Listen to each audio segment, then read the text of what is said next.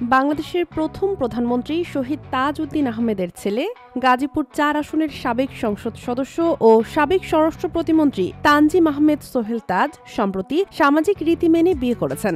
গতকাল শুক্রবার রাজধানীর বনানীর একটি রেস্তোরাঁয় এক অনাড়ম্বর অনুষ্ঠানের মধ্য দিয়ে তিনি জীবনের নতুন অধ্যায় শুরু করেন। এর আগে গত ২৯ ডিসেম্বর ধানমন্ডিতে নিজের ফিটনেস সেন্টারে হাঁটু গেড়ে বসে হাস্যোজ্জ্বল ভঙ্গিতে ট্রেইনার শাহনাজ পারভিন শিমুর হাতে আংটি পরান সোহেল তাজ। ঠিক এক মাস পর রাজধানীর বনানীতে সম্পন্ন হয় তাদের বিয়ে। বিয়ের ছবি ও ভিডিও ইতোমধ্যে নেট দুনিয়ায় ঝড় তুলেছে।